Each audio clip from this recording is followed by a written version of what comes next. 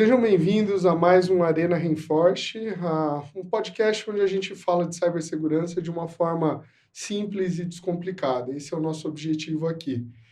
Eu me chamo Amir Velho, sou responsável pela área de operações na Reinforce, e a Reinforce é uma empresa focada em dois grandes segmentos de cibersegurança. O primeiro deles voltado para a parte de marca, como monitorá-las e proteger a sua marca, e um segundo voltado para a parte de vulnerabilidade, como fazer de forma inteligente a gestão, o acompanhamento de vulnerabilidade em três grandes eixos, tanto a parte de nuvem, como também a parte de infraestrutura e, principalmente, o que a gente tem falado e trabalhado bastante na parte de DevSecOps, como incluir o Dev no processo de DevOps. Hoje eu tenho a honra de receber aqui com a gente o Paulo Baldin, ele é CISO dentro do mercado financeiro. E desde já, Baldin, eu gostaria de agradecer por ter aceito o convite e por poder compartilhar um pouco do seu dia a dia. Eu que agradeço estar aqui, venho acompanhando vocês, acho que é o 23º, 4º capítulo. É isso mesmo. Estava esperando o convite, chegou, muito obrigado. Nós que agradecemos muito, viu, Paulo? Paulo, a gente tem um costume aqui. Antes de fato, de falar sobre a experiência profissional, a gente gosta de conhecer um pouco o que foi a formação além, o soft skill, da onde vem, qual foi o ambiente onde você cresceu. Conta um pouquinho disso. Eu soube até, na hora que a gente estava conversando um pouco, que você teve até apresentações em áreas de biologia aí antes, né, de dengue, você estava comentando, mas conta um pouco. Você tem irmão, é daqui de São Paulo, não? Fala para nós um pouco. Eu nasci em São Paulo, eu e minha irmã, meus pais também são paulistas. Joia. Tudo começou ali, um pouquinho esse ecossistema, com 5 anos, 6. Meu tio, irmão da minha mãe, deu o primeiro 386, ele estava comprando outro e deu, foi ali que comecei a mexer com o computador. Já não foi com XP, já foi com AT, pelo menos. Foi, telinha verde. E naturalmente foi indo. Quando terminou o colégio ali, estava para terminar, escolher ali o que fazer.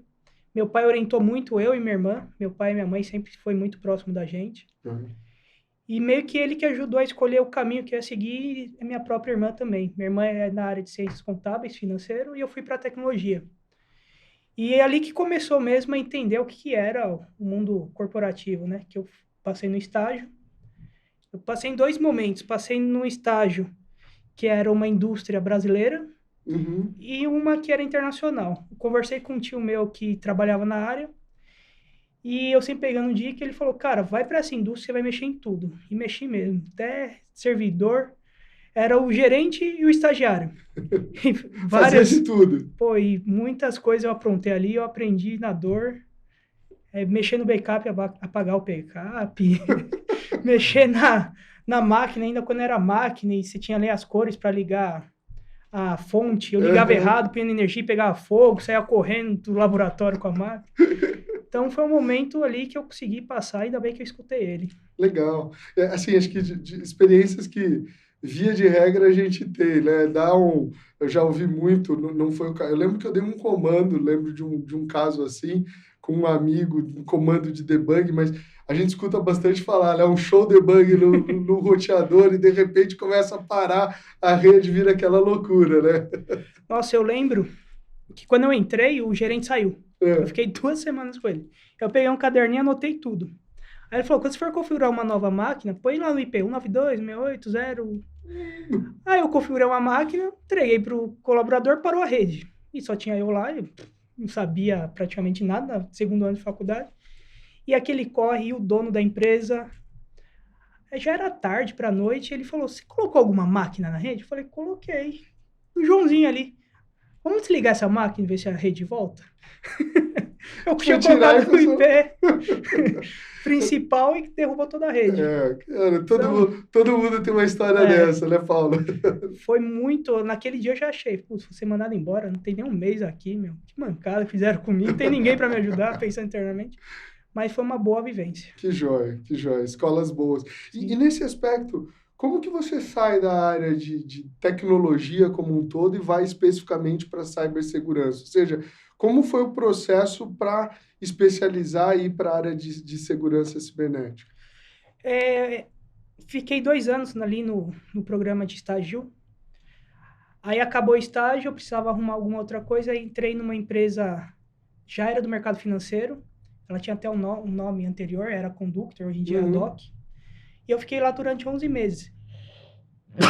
Nesse período eu estava terminando a faculdade, indo nas feiras da faculdade, tinha lá Big Four, faça sua inscrição para trainee. O que é Big Four, o que é trainee? Eu sei que era um negócio chique, bonito na época, né? Ser trainee. Todo mundo queria ser trainee, todo mundo queria né? ser, isso estou falando em 2007, 2008. Me inscrevi na PwC e nas outras que estavam ali, fui me inscrevendo em várias. Passei na PwC 6 meses de processo seletivo. Uau, que legal. Falo que a Big Four teve já fases, né? Falo que peguei acho que uma fase de prata para ouro ali, onde você era treinado mesmo para o mercado, para ser um profissional muito bom. Não era treinamento web. Tinha treinamento. Eu lembro que quando eu entrei, eu fiquei 1 mês em treinamento. Uau. Então, algo bem diferente. Ou seja, de fato, um investimento em termos de conhecimento para poder começar, né? Sim. E eu entrei na área de segurança. Certo. Quando as Big Four começaram a voltar a ter consultoria, depois daquela pausa que eles tiveram com os problemas de erro e tudo mais. E do sócio para o trainee, que era eu e o pessoal que entrou, era 13 pessoas. Então, eram os sócios, o diretor, 2 gerentes, supervisor e a gente. Então, foi um momento legal que eu consegui passar por auditoria de TI, SI. Aí fazia ali PCN, tipo, o que eu tô fazendo aqui? Aí a gente ia fazer ofensivo, ficava no laboratório brincando um pouco pentest, aí daqui a pouco estava fazendo GRC, estava sendo SOC. De tudo um pouco. Então eu consegui pegar bem no momento que dava para transitar, porque estava nascendo. Quando eu entrei tinha 13, eu saí já tinha quase 150 pessoas, uma consultoria é muito. Quanto tempo, mais ou menos? Eu fiquei lá 7 anos e 7 meses, Tá. Eu fui de trainee a gerente. Na época tinha supervisor ainda, então era trainee, júnior, pleno, sênior, supervisor, gerente. E o que era gostoso nessa época? Que eu falo que perdeu essa essência, as Big Tech, né? Vamos falar em específico Big Four. Eu entrei, era já, vai para um hotel, fica 3 dias ali, entendendo o que é carreira, o que era tudo para você começar. Chega, era 1 mês de treinamento. E, você tinha que treinar, fazer prova, fazer tudo direitinho e não podia pisar na bola, porque você já tinha a sua avaliação logo no início. E você ia para o projeto, você tinha ali, eu tinha um programa Sol e Sombra, então era sombra de um sênior, e a nota dele, para ele ser um bom profissional, dependia do meu desempenho. Que joia. Então, se eu fosse largado, ele podia pedir para trocar, porque eu não tinha interesse. Mas se eu tinha interesse, ele tinha que me apoiar. Então, você tinha um desenvolvimento. Certo. Fora os treinamentos que era in-house. Eu lembro que fazer academia SAP naquela época era coisa de luxo. Cheguei a fazer 4 academias. Uau, que joia. Vinha pessoal de Londres, do México, que eu trabalhei, que vinha para cá para ensinar a equipe brasileira. E eles voltavam para a sede deles, que era o pai de curso que falava na época. Então, eu tive uma formação holística e consegui passar. Mas era muito suor, né? Sim. Para se manter nessas empresas, você tinha que trabalhar muito. E todo projeto você tinha a sua nota, até hoje é assim. Mas se você não atingisse as suas notas básicas, no outro ano você não estava lá, porque era promoção anual. Você tinha um plano de carreira. Você sabia, daqui para lá, o que eu tenho que fazer? As certificações, as graduações, pós-graduações, línguas, a nota que eu tinha que ter no TOEIC, para pleno, para sênior tanto, para supervisor tanto. Então, você tinha como traçar sua carreira. Que joia. Então, você tinha um caminho para seguir. Foi ali que eu consegui entender e passar por tudo. Falo que muitas vezes eu questionava, porque quando a gente é muito novo, não entende. Mas quando eu fui fazer GRC, processo de negócio, por que eu tenho que aprender controles tributário, contas a pagar, contas a receber? O que eu estou fazendo? Hoje eu falo, cara, como foi muito bom isso. Que legal. Porque onde tecnologia e segurança entra no processo de negócio. Então, eu falo que eu tive sorte, mas também teve muito suor. Muito suor e muito trabalho. Exato. Não, e acho que é uma grande característica frente ao que a gente muitas vezes encontra hoje, né? Às vezes a necessidade de entrar já sabendo e muitas vezes novos profissionais sem tanta maturidade querendo ser presidente. E nessa época o processo de evolução, de investir na carreira. Tá certo que existem ganhos também hoje em dia com esses profissionais e a gente precisa aprender a tirar o melhor, tanto para nós, quanto para a empresa, quanto para eles. Mas é interessante esse investimento. E dentro disso, agora indo mais para um lado, agora que nós já o conhecemos, indo mais para um lado de mercado, a gente vê uma formação bastante específica no seu currículo, né? Então, você tem SISM, você tem formação em DPO, ISO 27000, ou seja, pós-graduação, algumas pós-graduações aí, e queria entender contigo essa mudança. Inclusive, teve um artigo que a gente viu aí do Glauco recentemente, o Glauco da Cielo, Sim. que ele fala que todo dia nós acordamos desatualizados em segurança. Esse era o título. Como você se mantém atualizado? Então, além de toda essa questão de curso e da importância que você viu desde o início com a formação que você falou, o que você faz hoje em dia para manter atualizado dentro do mercado de cibersegurança?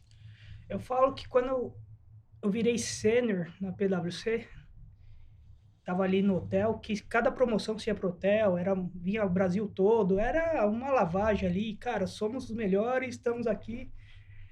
Mas eu falo que ali, porque tinha aquele sentimento, você entra trainee, putz, eu não venho de família de posse, não sei o quê, você entra já de terno e gravata, que era na época, você ganhava mala de viagem, mala não sei o quê, era notebook, era celular. Aí você tinha um secretário, aliás, tem que viajar, tá aqui a passagem, vai para lá, já tinha o hotel, você fala, meu, você fica deslumbrado. Uhum, sim. E naquela época não era muito acessível, não tinha muito isso como conhecimento. E eu lembro que eu estava ali no primeiro dia à noite, o presidente da PwC, ele fez todos os cursos, e a gente, cara, tô aqui. E ele falou algo que me marcou, que eu falei, cara, ali foi a minha virada de chave para entender o que é o mundo corporativo. E eu falo isso muito para quem trabalha comigo. Vamos pegar os médicos, medicina. Você é o cara que está saindo da faculdade e está ali no plantão, atende todo mundo. Corre para cima, para baixo, faz 16, 18, 24 horas, dorme um pouquinho, volta, está em campo, atendendo todo mundo. Você responde para todo mundo, você tem a verdade para tudo, mas quem é o cirurgião que está fazendo algo específico do coração, do cérebro? Não é vocês estão ali só olhando. Então aprenda o lugar de vocês. Vocês são um caminhão que vai carregar tudo, mas a especialidade está nos mais velhos e no mais experiente. Se vocês terem isso dentro de vocês, vocês vão conseguir ter uma carreira próspera. E ali me deu uma segurada, porque eu achava que eu tava, sou sênior sou sênior 3 anos. Ali eu entendi que era verdade, porque eu questionava muito o supervisor, o gerente, porque ele falava um negócio, vai por esse caminho, não sei o quê, e ele estava sempre certo, mas a gente nunca falava que estava certo, né? Por dentro, não, cara, eu tinha razão, mas ele deu certo. E aquilo me virou achar que é a especialidade, e eu falo que é a caminhada. E aquilo mexeu comigo, e aí eu comecei a respeitar mais e ouvir mais. E entender o que era um feedback negativo, que ajuda mais do que os positivos, porque tapinha nas costas você recebe de todo mundo. E eu adorava feedback, eu cobrava muito isso. E lá tinha feedback por projeto, mensal, semestral, tinha todo um programa. Mas eu queria o feedback da equipe, do supervisor, em campo. Boa. E eu falava, cara, toda vez, por favor, eu quero ser cada vez melhor. E juro pra você, às vezes tinha uns feedback lá, eu falava, eu pedi e eu me arrependi de pedir. Cara, devia ter ficado quieto, né? Por que eu fico com essa minha boca grande? Mas ele sempre, a gente sabe que eles têm razão. Quando a pessoa é experiente, o cara quer o seu bem, né? A gente sente que aquele feedback tem uma razão, mas a gente não quer dar o braço a torcer. E eu aprendi que aprender com quem tem experiência, aliado ao que você aprende no dia a dia na educação formal, você tira um meio campo de cada um para ter o seu feeling e quem é você como profissional. E isso marcou muito com um gerente que eu tinha lá na Price, que ele fazia uma pergunta para todo mundo. Você sabe a categoria da rede? Quais são as camadas? Aí, o que ele está falando? O que é a camada 3? Camada 3? Vai para a biblioteca, tinha biblioteca, vai estudar. Ler. Daqui uma semana, aí você entra nesse laboratório que eu gerencio. Cara, filha da mãe, né? E eu comecei a entender isso. E estudar não é você ficar ali e fazer o curso para ter o certificado. Porque é muito fácil você fazer e tirar o certificado. Mas entenda, se aprofunda, lê, Não faça por fazer. E eu gostei disso. Eu até brinco, tenho 52 certificações, fiz prova mesmo. Uau. Quando você vai pegando o jeito e aprendendo o que você faz, você não precisa estudar muito. Porque se você pegar todas as certificações de grande porte, CISM, a CCISO, CISM, todas têm a mesma pegada ali no conceito, no que você precisa. E a particularidade de cada uma. Se você sabe aquilo, você vai passar por essas provas. E vai aplicar isso no negócio. Mas como que a gente aplica isso no negócio? Se eu vim aqui falando tecnicamente com CFO, hoje tem uma área de marketing, logística, trabalhando muito com tecnologia, eles não vão entender nada e nem querer você. Você sempre é a pessoa não querida já. Porque se é o cara que anda com o livro de regras e lá embaixo do braço, tudo é não podemos porque a lei não sei o quê, não podemos porque regulatório, o fisco. Então, como que você tem que falar? Você tem que saber o técnico para entender ali o seu dia a dia e falar a linguagem deles para conseguir aplicar isso na empresa. Eu dou cases hoje que eu acho muito legal, por exemplo, chegar numa empresa e aplicar MFA. Pô, todo mundo acha isso uma chatice. Lá vem mais um item de segurança. O que eu faço normalmente? Eu começo a conscientizar e ensinar eles a colocar no Facebook, no Instagram, para daqui 1, 2 meses eu colocar no corporativo. Porque se ele começa a usar no dia a dia, ele não vai reclamar. Ele reclama, mas ele vai ficar mais tranquilo. Vai ser mais suave a curva de aprendizado, de uso, né? Então, aquilo lá, todo mundo tem que aprender o negócio, falar negócio, qualquer área tem que falar. Se eu estou no marketing, no RH, no financeiro, não saber meu negócio, não é nós de tecnologia, nossa, entender o negócio. Acho que isso está muito além. É entender a cultura e como que cada gestor ali trabalha.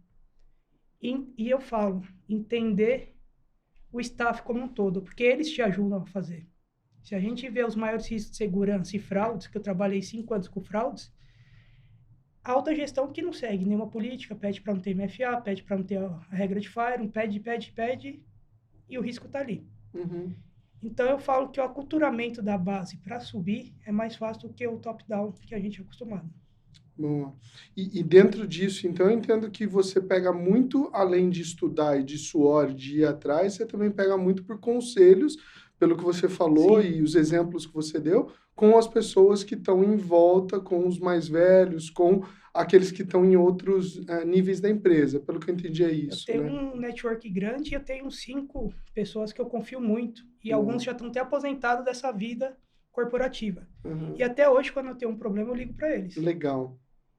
E não é escutar e retrucar, é escutar e falar, tá bom, e tirar o que eu acho que tem que tirar daquela conversa. Sim. Porque hoje em dia muita gente pede conselho e a hora que você começa a dar, começa uma discussão, né? Você fala, cara, vamos encerrar porque não tô entendendo essa conversa. Cara, que interessante, porque se vocês que acompanham a gente lembram do episódio anterior, a gente em um segmento diferente, o mesmo ponto. Então, acho que é uma receita essa questão de conselho, de ouvir. Eu até citei, lembro que eu falei da última vez, que na multidão dos conselhos há sabedoria. Então, você vai ouvir conselho de várias pessoas, lógico, que você confie, como você falou, e que de fato podem te impulsionar, te dar boas dicas, acho que é fundamental hoje em dia, né? Eu acho que tá faltando muito isso do ouvir e dar valor para a experiência dos mais velhos. Perfeito.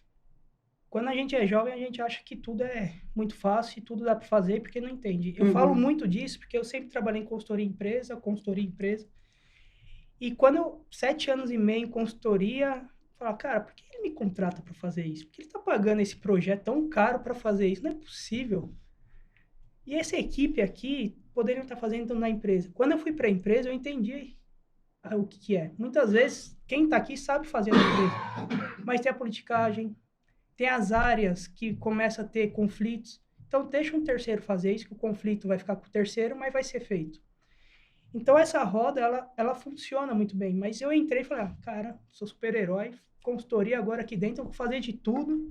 Eu sou, tudo que me pedir eu vou fazer, sou consultor. O consultor faz tudo.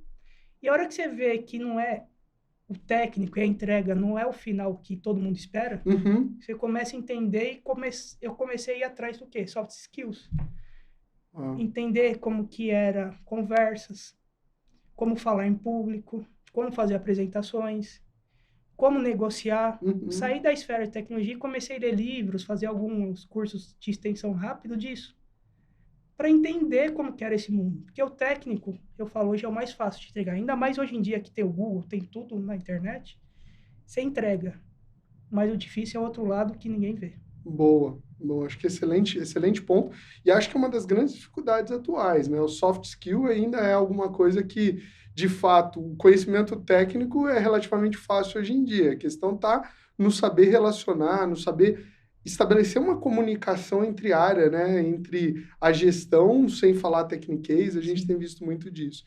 Dentro disso, Paulo, deixa eu entender contigo o que você entende, até como um conselho para aqueles que estão entrando no mercado de segurança, relacionado ao posicionamento. Você entende que ainda uma formação, eu vou chamar aqui de oficial, ou uma universidade, ainda se aplica hoje? Ou os cursos individuais, soltos, são mais usuais? O que você vê com base não só na sua experiência, e eu estou vendo que você tem bastante propriedade no decorrer de como ela foi sedimentada, ou seja, a gente brincou também, inclusive no último episódio, às vezes você fala isóose e a pessoa ainda não conhece, né? E realmente, assim, isso em conversas com empresas, com pessoas que já estão trabalhando nas empresas.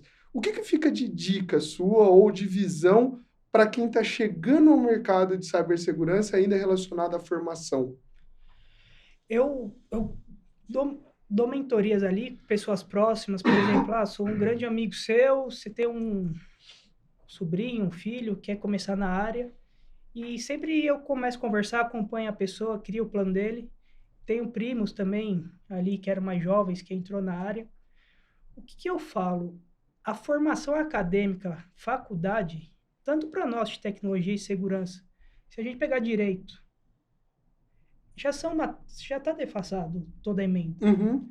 Mas o network que você vai começar a criar ali são pessoas... Eu trabalho hoje em dia com uma pessoa que eu conheci lá atrás, na faculdade e na pós, 2008, 2010. Legal. Pô, tô com uma oportunidade. Lembra que a gente era próximo, sempre dava Feliz Natal, não sei o quê? Vamos trabalhar junto? Você começa também a entender como que é aquele ambiente, porque você sai da escola para a faculdade, faz uma diferença muito grande. Uhum, sim. Se você aproveitar a faculdade, as feiras, tudo que ela te oferece ali de programas, se aproveitar a faculdade, não o curso em si para ter o diploma, isso te agrega como pessoa e você vai começando a entender o que é a vida adulta. Boa. É o primeiro passo.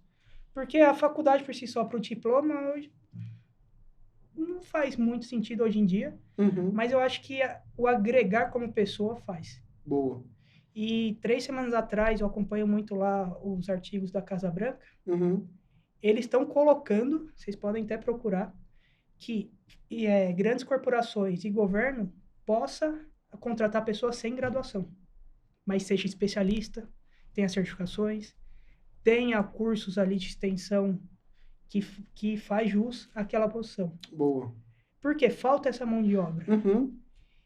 E aquela educação formal, ela acho que tem que ser remodelada, e muitos cursos hoje em dia de tecnologia e mais segurança, eles estão se remodelando e sendo mais atrativos.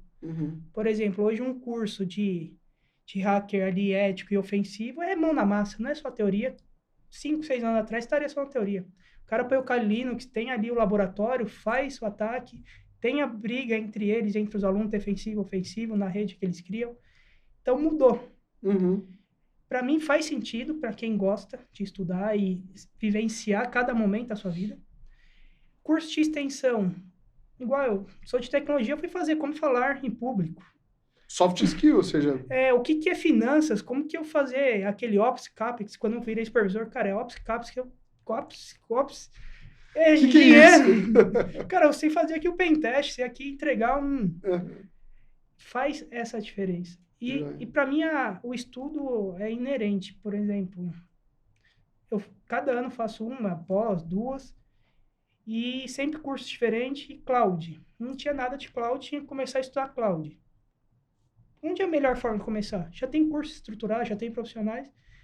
Pegue o início do seu conhecimento para você conseguir andar depois sozinho e fazer suas especializações. Pode ser cursos livres, YouTube, que tem muita coisa, livros que você compra. Então, quando eu pego as pessoas, eu faço um curso de formação. Por exemplo, minha esposa, ela era de CS. Falei, vamos para Cyber? Vamos. Eu pus ela numa pós-graduação, pedi para ela tirar 2 certificações. ISO 27001 e IATI. Antes de ir para o mercado. Para ter uma base, para entender o que ela ia falar. Certo. E graças a Deus deu certo, tá aí no mercado. Que joia! Teve uma mudança radical com 30 anos de carreira. Que legal, que legal. Acho que 2 coisas interessantes, até colocando que você apresentou, o ensino formal, vamos falar assim, uma universidade, ele faz sentido hoje muito mais pelo soft skill e pelo networking do que efetivamente pelo conhecimento. Isso. Então, ele tem o seu valor, mas também o curso livre ou o curso de certificação, treinamento de certificação, ele tem um valor também muito alto na especificação. Sim. Então, talvez a ideia ainda seja misturar um pouco de cada um, né? Pegar soft skill junto com hard ou junto com conhecimento técnico, Sim. né? Legal. E dentro disso, a gente vê que na sua trajetória você atuou, e acho que esse seria um assunto bem interessante para a gente conversar, na área de forense, né? Então, como foi isso? Como que você foi para essa área? Quais são pontos que você vê nessa área que você, hoje, numa outra posição, utiliza? Fala um pouquinho sobre sua experiência com isso e eu vou abordar aqui, porque acho que é um tema que a gente ainda não falou aqui, Legal. Acho que vai chamar bastante atenção. O que é? Acho que se você puder até começar explicando um pouco, eu agradeço. Forense digital, eu brinco que é uma auditoria um pouco mais especializada. O que é esse um pouco mais especializada? Ferramentas para você ter a integridade dos dados para análise e para julgamento. Então, um bom auditor, ele pode se transformar em um bom perito judicial ali, um forense digital. Porque ele entende como que é uma auditoria, como analisar os processos, o que tem que ser analisado. Auditor de sistemas, auditor de processos. Quem trabalha com GRC dentro de segurança consegue arrumar isso.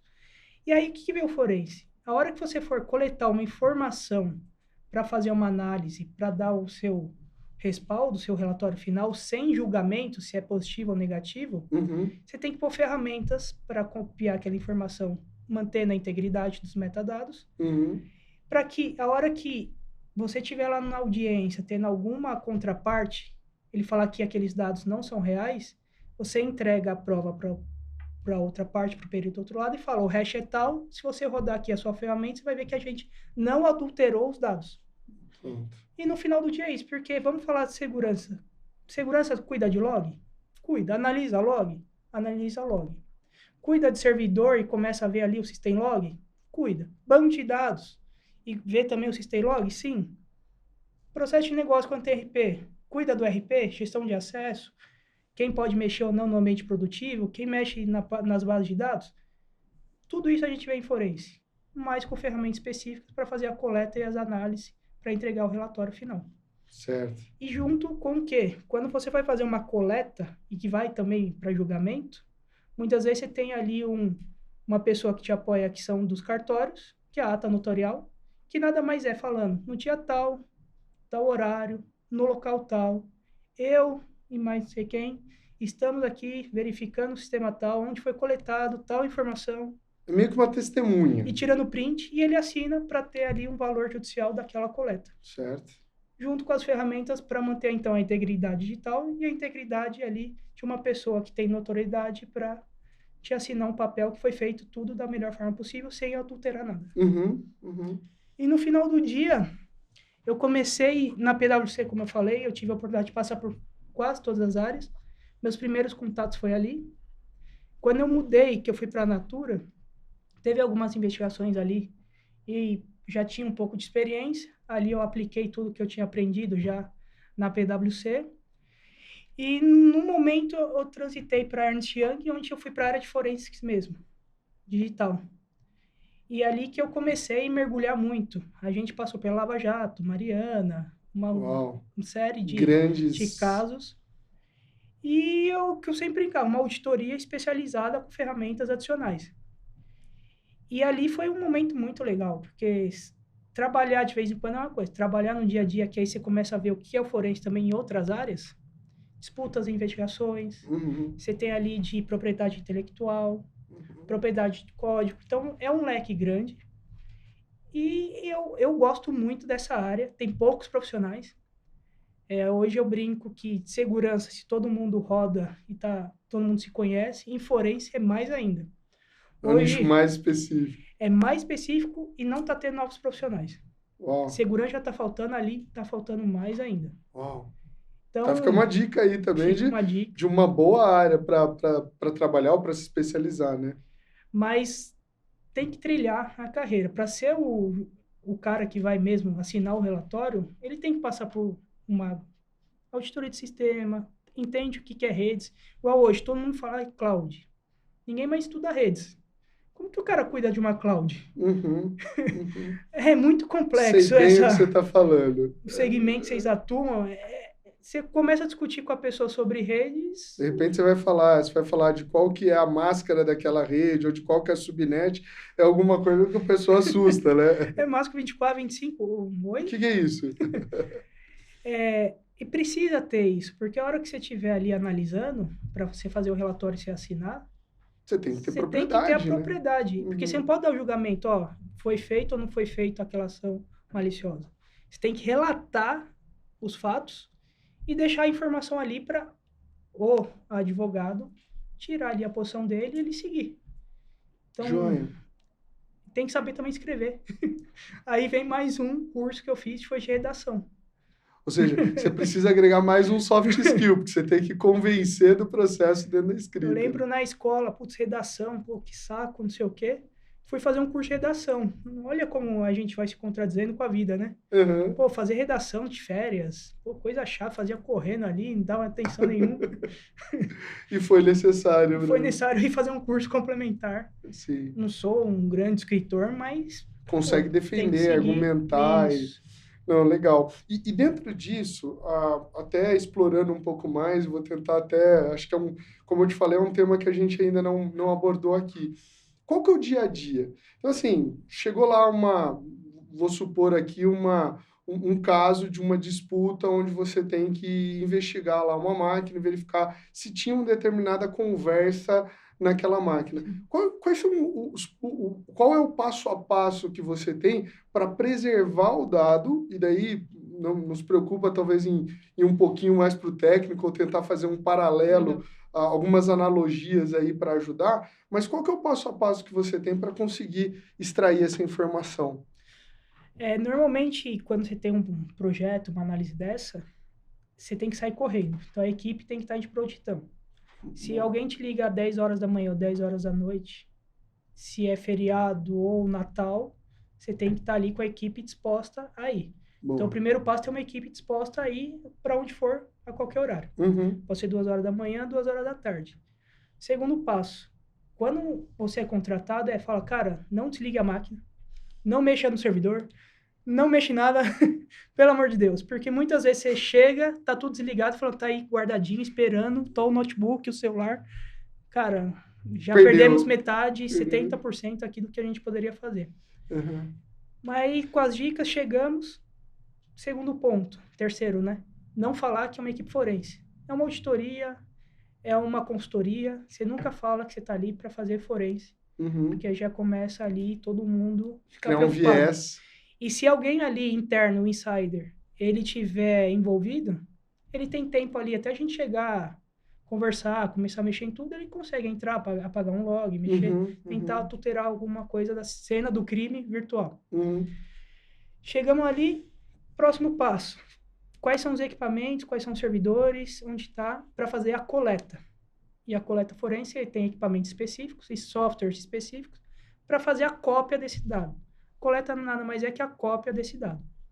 Fez a cópia bonitinho, gerou o hash, gerou a ata notorial, tudo mais, vai para casa. Vai lá para o seu laboratório, para o seu staff. E tem ferramentas, por exemplo, você coletou ali a base de dados, 50 teras de e-mails da empresa. E aí, o que você faz? Aí tem um outro time, que é junto com o de negócio, de disputas, ele começa a entender quais são as palavras-chave. Enquanto eu estou coletando, o outro time já está entrevistando as pessoas que podem ali, porque não estão envolvidos. Qual é a palavra-chave que eu começo a procurar? Porque 50 teras de e-mail de toda a companhia é muita coisa. É procurar uma agulha no palheiro, literalmente, né? Vou dar exemplo de um caso que eu fiz, que é legal, que é fácil de explicar. Deram várias palavrinhas, entre elas churrasquinho. porque o gestor ali ouvia da equipe churrasquinho há 6 meses. Vamos fazer o churrasquinho todo final de mês. E nesse churrasquinho tinha e-mails. Sábado, tal dia, o churrasquinho na casa do João. No outro, na Maria. E ali era onde eles distribuíam o dinheiro com os fornecedores. Então, é ter essas palavras-chave para você conseguir começar a criar todo o ambiente. Olhando agora para os sistemas. Logs. Vou dar um exemplo quando é de log. Vamos falar que teve um apagamento indevido para um fornecedor. Onde você vai procurar isso? Você sabe que tem o boleto físico ali, o financeiro pagou, era para a conta do Santander 001, foi para o Itaú 002. Alguma coisa aqui está estranha. Quem que foi que alterou a conta bancária daquele fornecedor na sua base de cadastro de fornecedores? Ali tem um log. Você vai na tabela, baixa aquele log. Mas qual cuidado tem que ter? Muitas tabelas de banco de dados você consegue alterar o log. Então você tem que ir na tabela MEF para ver se aquele log foi alterado. Ou se é alguma coisa imutável, né? Se de fato é alguma coisa que foi manipulada. O próprio log manipulado. Grandes sistemas RP, por exemplo, o SAP, que é 52% do PIB mundial, a tabela de log ela pode ser alterada. Aí você tem uma tabela que protege os logs. É o log do log. O log do log. Mas aquela não consegue alterar. Sim. Então, você tem que pegar aquela e a outra. Por quê? Se você pegar essa, você pode falar que é a Maria que é a culpada, mas quem é a culpada é o João. E eu já peguei casos disso, que já? A equipe que mexia no ambiente SAP, eles alteravam o log. Qual que era o caso? Era muito engraçado. Em 1 ano e meio, chega lá o CFO e o presidente e fala, cara, tô cansado, só tem uma palavra feia, né? Tô no quarta pessoa de contas a pagar, eu só contrato picareta. Sempre tem fraude naquele cara, pagando boletos indevidos, fazendo alguma coisa indevida, pagando fornecedor que não tá na nossa base. Cara, o que eu tô errando? O que era? Era a equipe de desenvolvimento, certo, que alterava, fazia os pagamentos e alterava o log para a pessoa de contas a pagar. Caramba. Ou seja, tinha mais de uma equipe envolvida no problema. Sim. Né? Normalmente você tem conluio entre áreas para conseguir fazer o processo. Sim. Porque as grandes empresas têm processos, você tem ali as áreas bem estabelecidas, então tem que ter um conluio para acontecer muitas vezes. Diferente de empresas pequenas, que é a mesma pessoa que faz tudo. E naquele caso, a gente analisando os logs, é a Maria mesmo, gente. Maria aqui, sacana. Era um Maurício. Mas quando você ia no log, você via que tinha alteração ali, quem era. Aí o que a gente fez? Identificamos as pessoas, começamos a monitorar a rede. Monitorar a rede, porque você sabe quem foi ali, qual login que foi. Monitorar a rede, põe um keylogger ali para monitorar a máquina e tela. Uma hora o cara caiu. Ele foi lá, foi fazer o processo, a gente pegou. Nesse processo a gente teve a evidência necessária para poder... para atuar e os advogados entrarem na cena ali, dali para frente. Então, é um investigador digital ali, mas muito que uma equipe de segurança faz, um auditor faz. Entendi. Na verdade, no segundo ponto que você falou, eu lembrei de um professor na pós-graduação, que era o Paulo Lício, lá da Unicamp, e ele comentava o seguinte, você está sob ataque. O que você faz? E esperava o pessoal responder e, inevitavelmente, uma das primeiras respostas que surgia é desliga o cabo de rede. E ele falava, não faz isso, porque se você faz isso, você perde a possibilidade de evitar um novo ataque. Porque você simplesmente está se protegendo, mas você não está entendendo qual é o modus operandi do atacante. Então, foi algo muito interessante no ponto 2 que você falou, que deve ser mais ou menos, desligou a máquina, mas ali você perde uma série de pontos, e às vezes até o estado da memória, coisas do tipo. Então, às vezes a memória, ela te dá informação. Sim. Teve um caso que era vazamento de informação privilegiada. Praticamente o setor ali tem a empresa A e B. Aí um gestor aqui da licitações foi para B. E a B começou a ganhar tudo. O coordenador tinha ficado. Aí ele mandava informação para o gestor. E como que a gente conseguiu pegar isso? Pela memória, reconstruir a página do Google, ele enviando um e-mail, porque não tinha ali filtro de web, file, não tinha nada. A gente conseguiu constituir e tinha lá o e-mail da pessoa pessoal, mandando para o gestor antigo, o pessoal que estava ali, e a proposta. Então, a gente constituiu a tela a partir da memória. Pronto, tá aí. Excelente, acho que casos bem interessantes aí. Eu tenho também caso, eu lembro de uma vez que trabalhava num lugar, esse lugar passou por uma auditoria, foi acordado cedo por uma amiga, ela falou assim, cara, vai para a empresa agora, o chefe está pedindo para você ir para a empresa. Eu falei, faz o seguinte, conversa primeiro com ele, você deve estar sonhando. Ele falou, não, ele que ligou. Eu falei, não, então tá bom, tô indo. E, na verdade, era um processo de auditoria da polícia e tal. E eu lembro que um dos itens, dos artefatos que eles usaram foi entender qual que era o sistema de RAID que estava no disco para poder sacar um disco e levar o disco. Eu falei, isso é suficiente para mim. Então, ela é essa linha, né? Você falou isso, quando eu era estagiário ali, tinha um RAID, né? Tava fazendo MSSE, que era de redes ali da Microsoft na época. Sim. Aí é tal de RAID, eu tô vendo aqui no curso, ali tem. Vamos tirar um disco? Tirei um, continuou, vamos testar outro. Parou tudo. Sabe aquela curiosidade? Eu falo que você tem que vivenciar para saber. E eu falo que forense, ele muitas vezes vai muito além do digital. Porque você tem a pirâmide Maslow que fala que cada cidadão, cada pessoa, ela pode ser corrompida dependendo da situação que ela está. Então, você tem ali a parte da fisiológico, que é o mínimo necessário, é as necessidades pessoais, é a alimentação, é a água. Segurança. E você vai segurança e vai subindo. Muitos casos, vou dar 2 casos aqui bem rápido.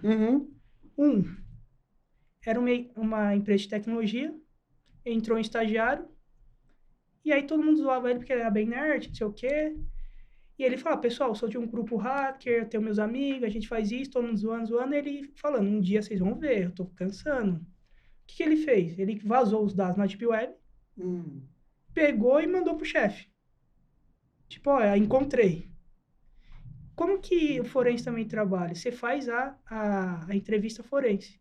Você pega pessoas e começa a conversar, você tem toda uma tática para tirar a informação da pessoa. Aqui no Brasil, você não pode falar, tô com evidência que foi você, tá aqui, você tem que falar a verdade. Aqui no você Brasil... tem que levar a pessoa a delatar aqui. Porque se eu chego com essa abordagem no Brasil, a justiça brasileira já dá tudo pro quem fez a coisa errada e vira contra a empresa, vira contra todo mundo. E você tem táticas para ir falando como a pessoa tá olhando, como ela gesticula. E aí a gente entendendo ali, pegou a história, entendendo ele, perguntando se é de grupo, não sei o quê. Vou falar para você. Tava cansado do meu gerente, me tirava uma. Ele acha que tinha insegurança aqui, ó, tá aí, ó, vazado. Eu e meu time fez. Eu pedi pro meu grupo, mas eu não falei nada. Fazem vocês, eu quero que vocês peguem informação. Ele deu as dicas, ele falou tudo. Por quê? Na pirâmide Maslow, ele queria mostrar reação que ele era verdadeiro, que ele tinha uma posição ali e que todo mundo acreditava nele, então autoposição. E também tem casos que é muito difícil. Era uma indústria farmacêutica, o remédio é aqueles que a Anvisa controla muito, e você faz 10 comprimidos, tem que ter ali o número deles, o registro e tudo mais. E começou a ter problema muito de qualidade, poucas unidades que fazem certos tipos de remédio. Um tipo de remédio custava R$10.000, isso anos atrás. Uau! 2 comprimidos, que era a cada 15 dias que a pessoa tem que tomar. Para um mês. E aí começou a ter sempre meses repetido o problema e sumia do estoque aquele remédio. O que era? Tinha uma pessoa do staff da empresa que teve um filho. Depois de 6 meses o filho estava em teste de doença. E ele fez de tudo. Ele vendeu casa, vendeu carro, pai e mãe dele, pai e mãe dela, tios. Ele não tinha, mas não tirar. E ele, muitos anos na empresa, conhecia o pessoal. No setor de qualidade ali solidário, começou a separar e entregar para ele manter o filho dele, o bebê de 1 ano e meio.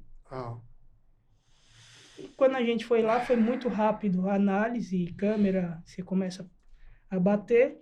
Chegamos nele. Ele pediu se aguardasse a mulher dele chegar. A mulher dele chegou com toda a documentação, empréstimos, venda, tudo que eu comentei. Falando, meu filho vai morrer.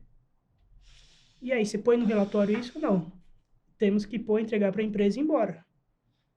Mas que situação, né? Você encontra de tudo. Então, você tem que ter o caso que a pessoa faz por autoafirmação, até por uma necessidade mesmo de um filho. Aí a ética é de cada um e o que cada um julga o que tem que ser feito. A gente, como perito forense, não pode entrar nesse tipo de julgamento. Nesse mérito, é só fatos e ir embora. Eu tenho um grande amigo que ele fala o seguinte, embora talvez eu tenha reservas com relação à frase dele, eu acho que encaixa bem ao que você falou. Mas ele fala que todo mundo tem um preço. Sim. E ele fala, eu não quero saber qual é o meu. Eu nunca precisei saber e eu não quero saber qual que é o meu. Mas acho que são situações assim, inclusive retratadas em filmes, né? Sim. Filmes, tem um filme bem interessante nessa linha também. Mas legal, dentro disso e ainda dentro do mesmo tema, que eu acho que está muito, muito legal, os profissionais brasileiros, eles são muito elogiados em várias áreas. Nessa parte forense também ou seja, a criatividade porque eu imagino que não só para fazer, mas para descobrir, tem que ser bastante ávido, bastante criativo. Os profissionais brasileiros se destacam nesse segmento também, de forense? As Big Four, Big Techs, no Brasil, é o que gera metodologias e testes, controles e testes, para mandar para os outros países. O Brasil é o centro dessa inteligência. Uau! Somos bons! A criatividade é Porque grande, o Brasil né? aqui, a criatividade, a forma... Uhum. Então, assim, olhando para o aspecto de inteligência, mandar para fora é muito bonito, mas muito triste pela nação e pelo mundo que a gente vive dentro do nosso país. E assim, aqui a criatividade é muito alta e acontece muito, é uma opinião pessoal, trabalhando no ramo e tudo mais. O que acontece nos Estados Unidos se eu estou dentro de uma empresa, faço um roubo e eu sou pego? Eu, como CPF, vou responder e a empresa mantém a vida dela. Uhum. Ela pode chegar até para o mercado e falar, encontramos aqui uma falha de contas a pagar, identificamos, a pessoa está sendo processada, o conselho entende, o mercado entende, as ações não tem problema. Vem aqui para o Brasil, América do Sul. A empresa identifica e já tem que ficar quieta. Porque se vai para o mercado, não tem controle, a ação pode ter problema, o presidente pode ser mandado embora, todos os diretores não têm, porque a cultura... E, como CPF, eu não respondo. Porque a empresa tem medo de processar e não acontece nada. Então, esse aculturamento aqui é um ambiente propício para o crime. Por quê? Eu gosto de fazer associação. O ladrão, quando ia roubar um banco, ele tinha que fazer todo um plano, pegar o carro, pegar a arma, entrar, berrar, pegar o dinheiro, sair correndo, a polícia atrás. O risco era alto e a recompensa era baixa. Porque ele não tinha muitas mãos também para levar muita coisa. Vamos para o digital. O risco é muito baixo, recompensa alta. Porque aqui não temos educação cibernética, todo mundo cai em golpe, todo banco é fraudado o tempo todo, e a fraude não está dentro da empresa, está no usuário final, e está tudo certo. Porque essa economia, essa roda gira muito bem. E quando a empresa acha aquela quadrilha ou as pessoas que são insiders dentro da empresa, tem que ficar quieta, porque senão o mercado vai ver de maus olhos. Então, é uma equação que tem que mudar muito ainda dentro das empresas e governo para que isso mude esse cenário e a gente não seja inteligência de fraudes e roubos no mundo. Mas eu digo que isso vai muito da legislação. Muitos juízes ainda não conhecem, então a gente pega os peritos, e os peritos fazem um ótimo trabalho para orientar os juízes, mas tem muita brecha na lei. E a polícia, vamos falar aqui que a polícia digital em São Paulo, tem lá no Rio Grande do Sul, tem várias regiões, eu conheço alguns deles, são ótimos, equipe ótimas, fazem um ótimo trabalho, traz a pessoa, ela sai antes deles se eles fazerem um relatório. É a mesma coisa que acontece na polícia não digital.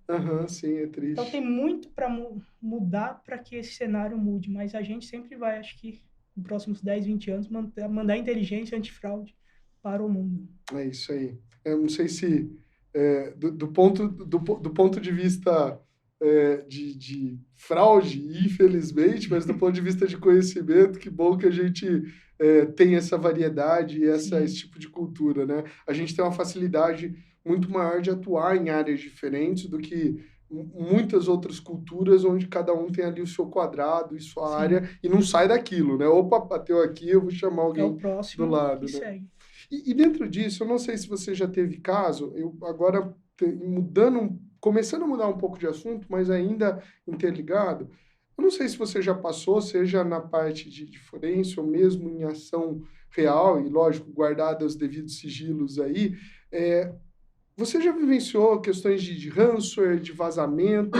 Como foi essa experiência e você chegar até a origem ou até mesmo a uma negociação de chave, se é que é algo recomendado, porque particularmente acredito que não, mas chegar nesse ponto, como foi a experiência relacionada a isso? Se você já teve, ou a gente sempre teve um amigo que teve, né? Sim. Então, se um amigo teve.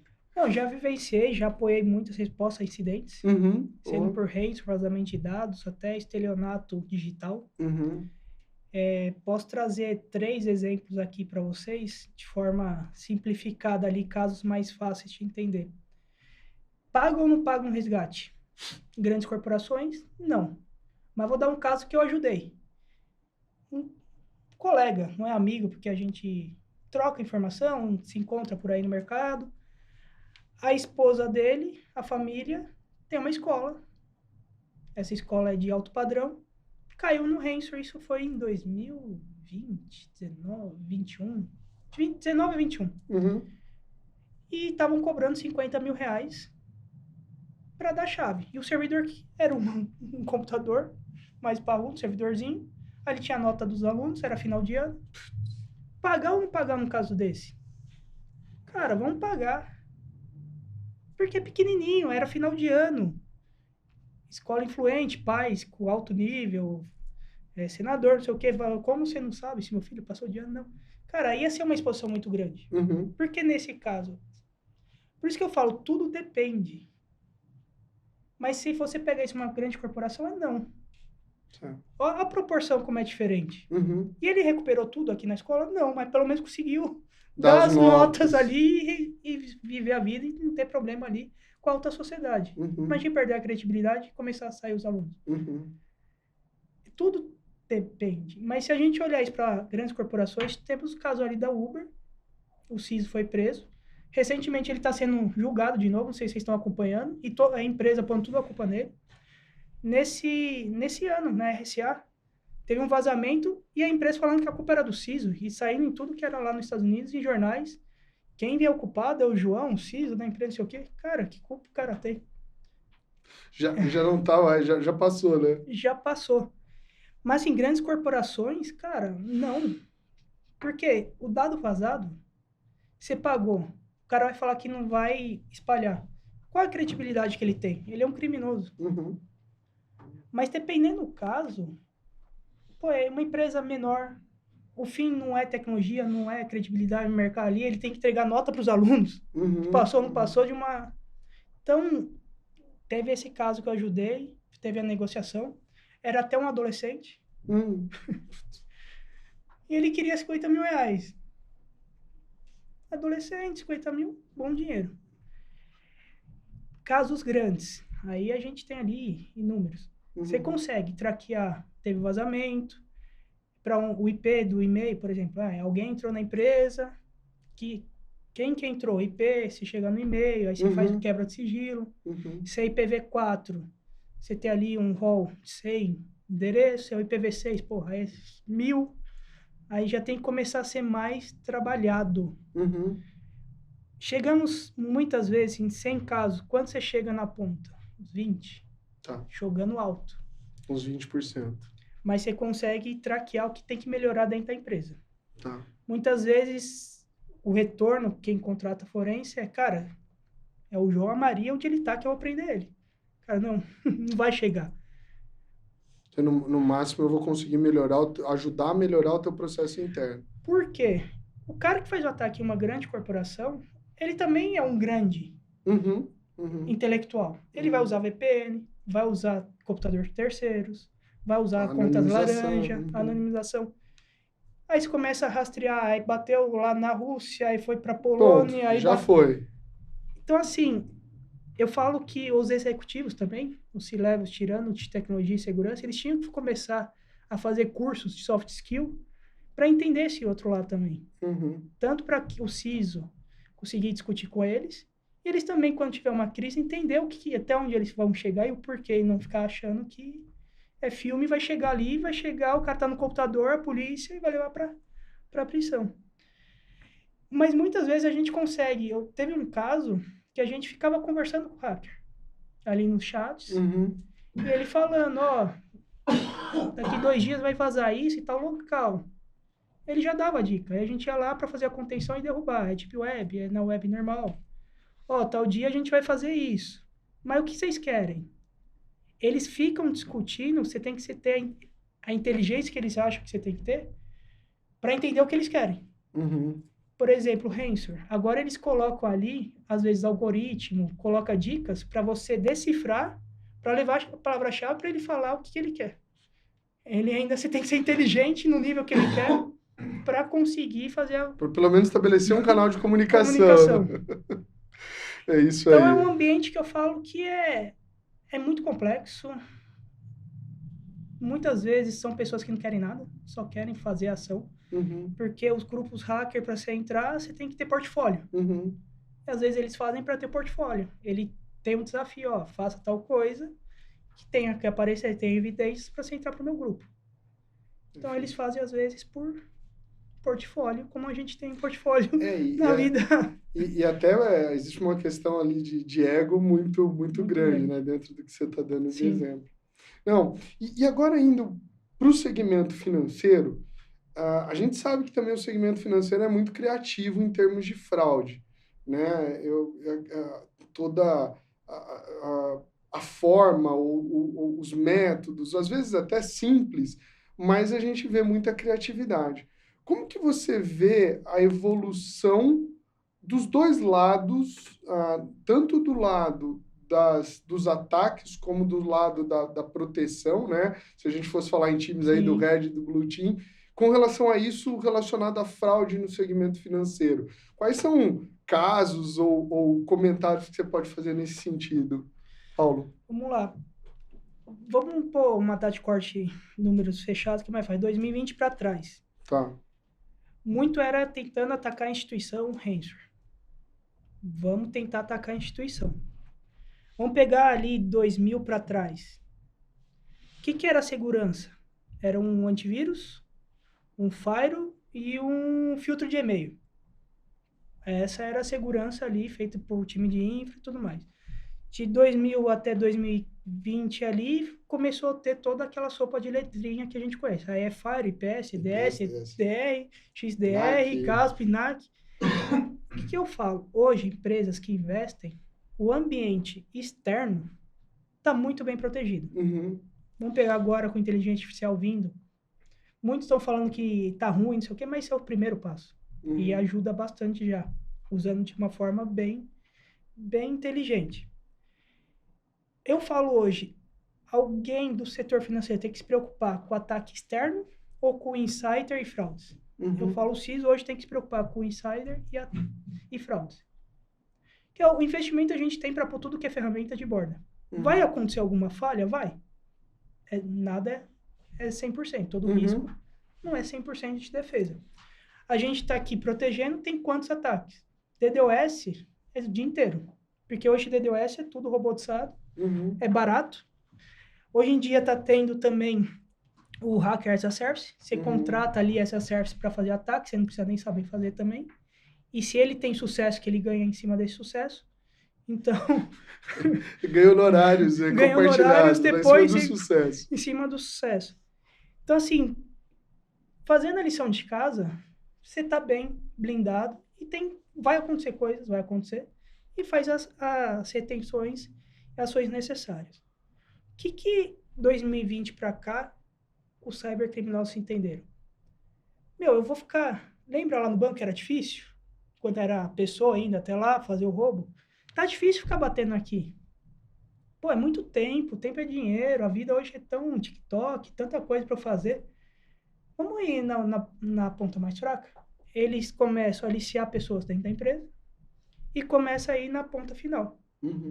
E aí os bancos, por ser instituição financeira, qualquer coisa que acontece, ele tem que devolver o dinheiro pro CPF.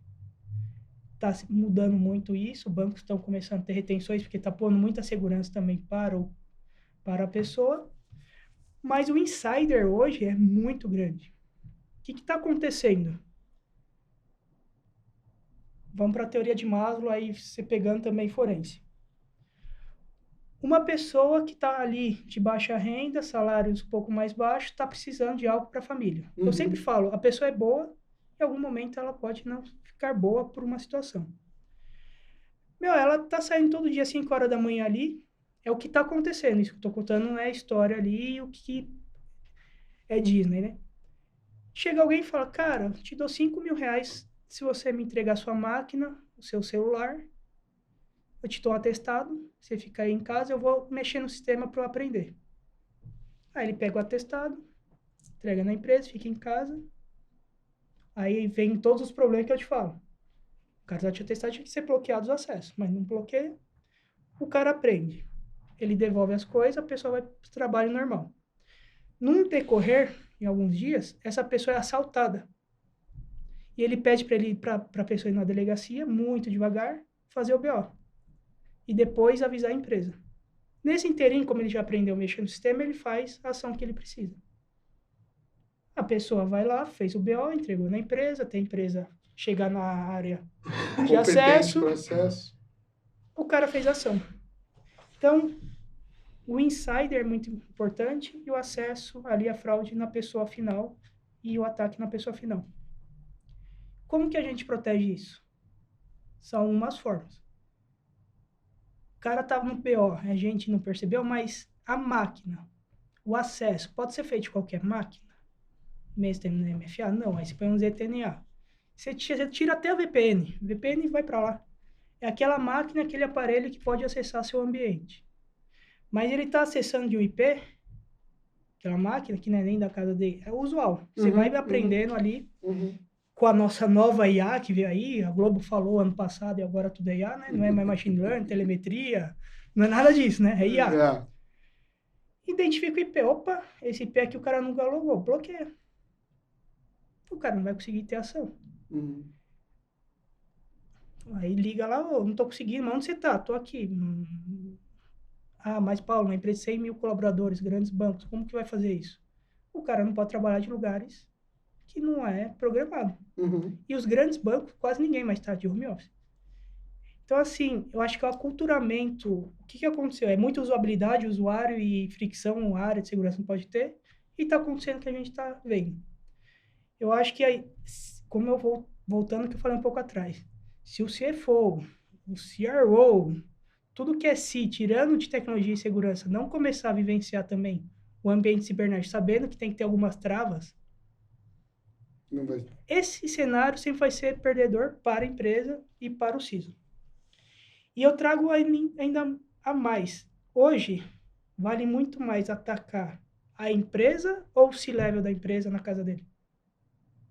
Hoje, com a Zint, você acha, e muitas pessoas, às vezes, eu faço trabalho para Family Office, você vai ver ali o CNPJ, o endereço amarrado, o que? A casa do cara. Pô, já tá errado ali no primeiro passo. O celular é o que o cara usa para ser recuperação de e-mail dele. Então, assim, não é que eles são mais inteligentes ou eles estão muito mais avançados. É que o ambiente é propício para quem sabe o que tem que fazer, ainda nem sabendo muito, ele ter sucesso. E com sucesso, 1, 2 vezes, cara, isso aqui eu tenho que aprender mais, eu vou me especializar. E eles estudam no formal que os nossos colaboradores não estão querendo. Então, olha como inverteu. Eles estão estudando e a gente aqui do outro lado não. Então, são pequenas coisas. Eu tenho um caso, antes de eu ir, eu estava na consultoria, antes de ir para o outro lado de novo, um executivo chegou na empresa e falou, estou sendo aliciado. Chama a equipe, conhece, tem que ter muito contato, chegamos ali. Ele mostrou gravação da mulher e da filha dentro de casa. E falou, eu vou pôr no grupo dos amigos da escola, vou mandar isso para a família, os grupos da amiga da sua mulher, e era situações que tinha câmera. tinha tudo. E o que Parece filme, né? Mas Parece não é. filme, não é. E aí, o que era no final do dia? O cara morava nos Jardins, quadra inteira, na frente tinha uma praça, o Wi-Fi pegava na praça. O cara quebrou Tinha a ali a chave. nossa, tem 2 internet, quase todo mundo usa, usuário e senha Padrão. padrão. Os caras, a partir dali, começaram a gravar a mulher, a filha e ele. E não toma banho, no banho. Quem não toma banho hoje com o celular ali, né? A menina com o namorado. Vixe. E se ele não desse o acesso, credenciais pros caras? Cara, parece filme, mas hoje a segurança do Firewall, né? Tinha um executivo... filme aí antigo, Firewall, era bem isso. Privacidade 2017, 19, o É. executivo tem o cara de TI que vai na casa se apaixonar pela filha. Então, assim, o mundo hoje, eles aprenderam que não adianta ficar batendo na empresa. Empresa, faça o seu papel, tem que fazer, porque toda hora ficar batendo ali, se tiver uma brecha, eles vão. Mas eles não ficam se esforçando muito onde está fechado. É no elo mais fraco, né?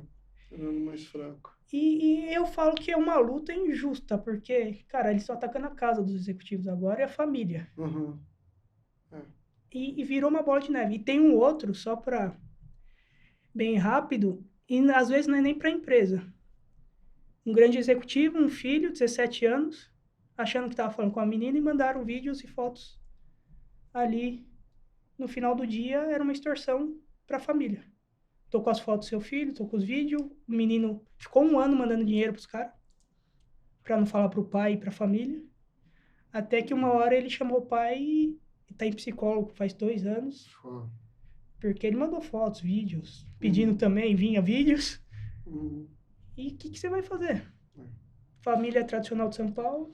De fato, é uma questão cultural de começar a aprender desde o início cibersegurança, né? Eu começo a ver que a gente tem um déficit, embora hoje eu até já falei em outros episódios também, me surpreende, porque eu vejo a escola da minha filha, que tem 11 anos, ensinando senha forte, ensinando cibersegurança. Eu falo, interessante isso, né? Mas é alguma coisa que, de fato, precisa começar. Se não começar, o gap vai ser muito grande. E dentro disso, uma última pergunta.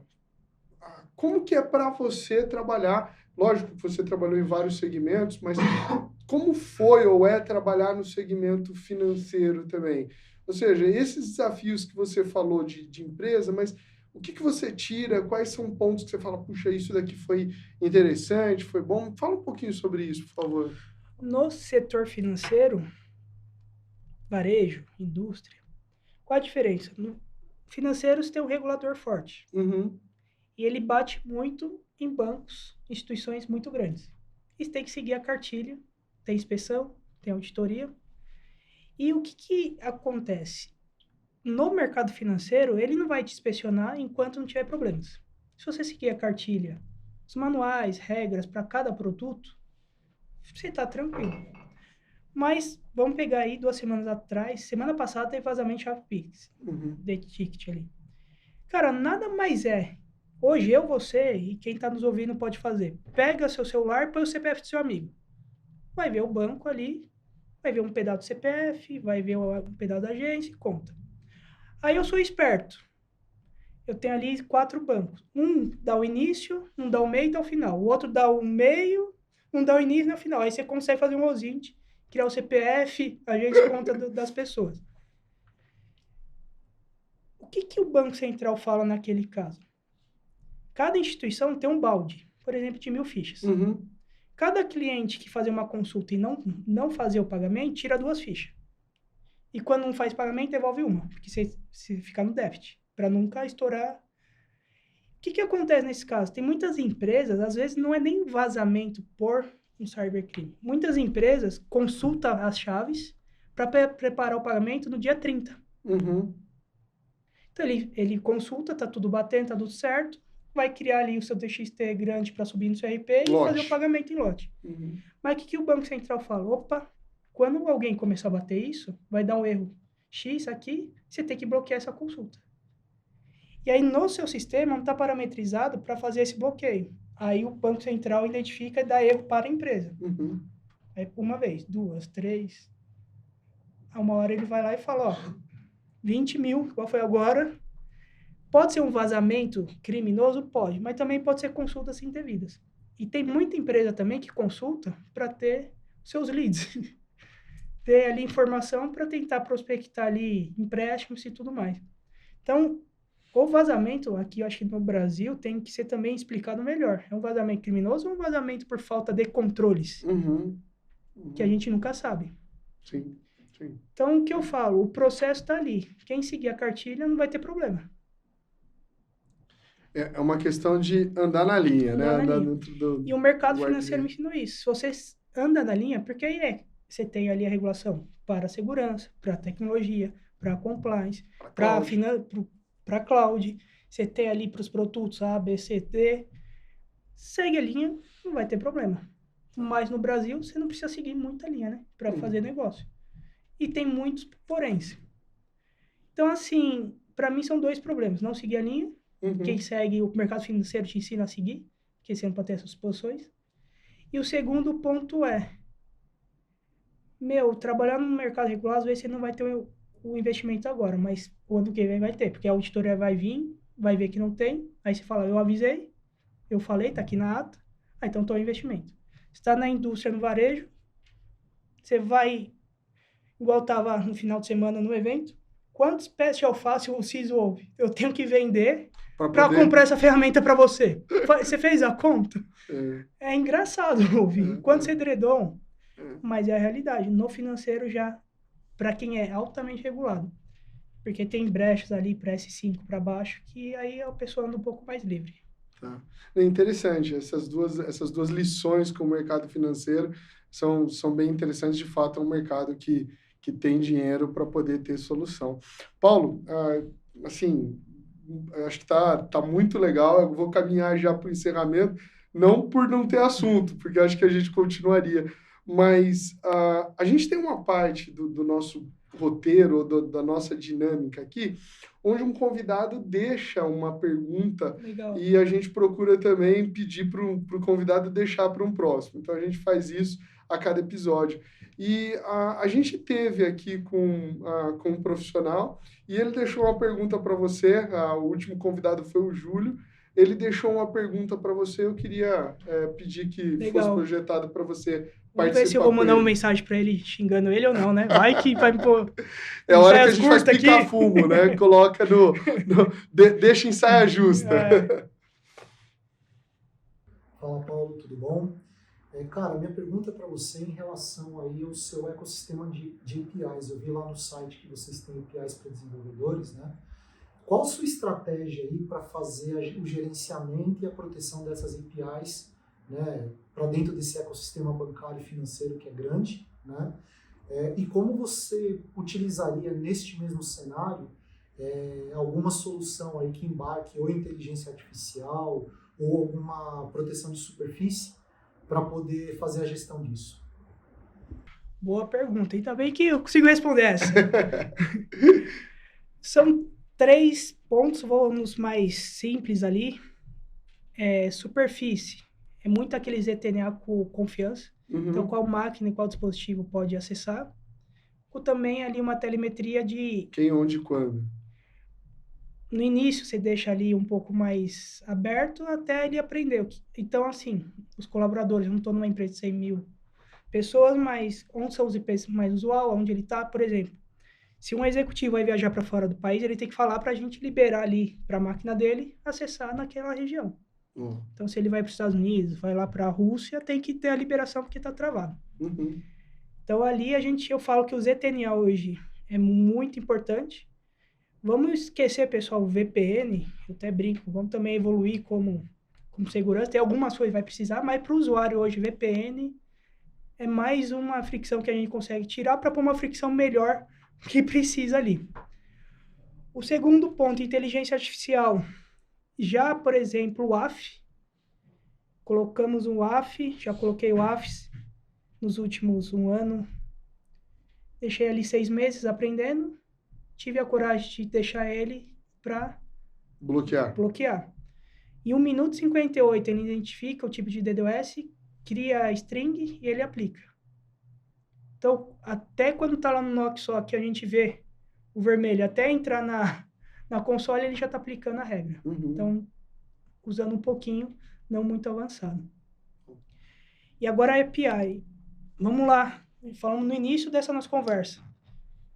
Estudar e conhecer redes. Muito se fala de microsegmentação, mas quantas empresas hoje são microsegmentadas no Wi-Fi, que é o mais básico? Exato. Ah, mas já faz 20 anos a empresa, até eu fazer isso vai dar trabalho, vai ter problema. A API, estamos nascendo agora, microsegmentação, qual API pode conversar com qual, onde cada uma vai se conectar com qual, com gestão de acesso. Então, tudo que a gente sabe que tem que ser muito bem feito, fazendo a API ali nascendo. Tem as ferramentas de proteção de API, não sei o quê, mas a microsegmentação com a gestão de acesso, qual comunica com qual? Só com o usuário de comunicação, sem usuários nominais para acessar e mexer ali. E você tendo uma base aqui para o seu código, quem consegue subir é só um usuário de serviço e ninguém pôr a mão ali na produção, você consegue fechar muito bem o ambiente. Porque se tiver um problema de invasão numa API, você sabe que ela pode correr para cá ou para cá, para a direita e para cima. Ela não vai para a esquerda, para o lado e para baixo. Então, você já vai começar a cercar por quê? Para fazer análise de incidente / forense. E a gestão de acesso para saber, pô, ele entrou nessa API, mas ela só lê aqui. E ela faz o deploy, ou faz a modificação aqui, já sabe onde você vai fazer a sua análise para melhorar, conter o ataque, conter o vazamento, e depois fazer a análise forense. Então, eu sempre falo, a gente sabe o que tem que fazer, o difícil é conseguir fazer. Tem os desafios de negócio, não é só teoria, mas para quem está nascendo, dá para nascer assim, ó. Joia, legal, acho que não tem um legado daí. Então tá aí. Júlio, obrigado pela pergunta.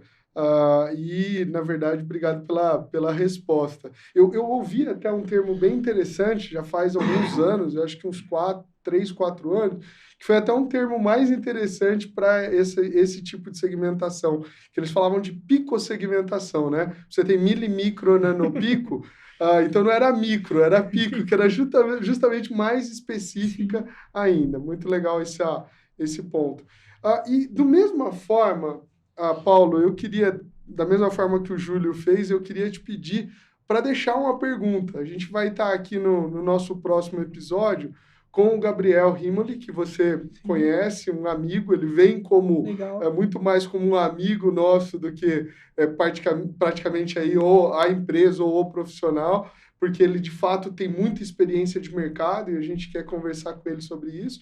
E também para o Flávio Modesto, que é da Trend, uma pergunta para que eles pudessem complementar aí ou manter esse ciclo, essa cadeia aí, por favor.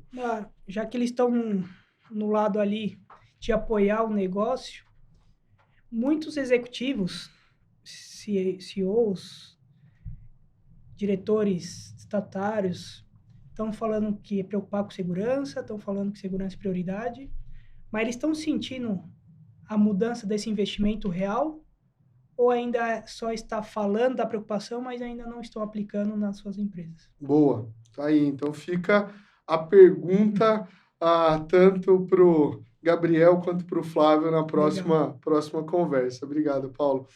Paulo, além de agradecer pela pergunta, eu gostaria muito de agradecer por esse bate-papo. Acho que foi a primeira vez que a gente desceu um pouco mais a fundo aqui na conversa sobre forense e mercado financeiro e as duas coisas como elas estão interligadas. Então, muito obrigado. Eu não sei se você quiser deixar até como as pessoas te encontram ou mesmo uma mensagem final aí de segurança para aqueles que nos escutam e nos assistem, eu agradeceria. Obrigado pelo convite, obrigado a toda a equipe. Eu sempre fecho com algo, fiz um treinamento ali do FBI, quando estava muito focado em forense, e eu fecho sempre que pedem para eu falar algum ponto. Vocês preferem privacidade do que segurança? Vocês preferem a segurança além da privacidade? Só dando um exemplo, em Londres, quantas câmeras tem que é para cuidar da segurança do cidadão, mas a privacidade está ali aquém do governo. Aqui no Brasil, vocês aceitariam tantas câmeras para fazer a segurança nossa? Então, é um dilema que eu penso para a vida pessoal.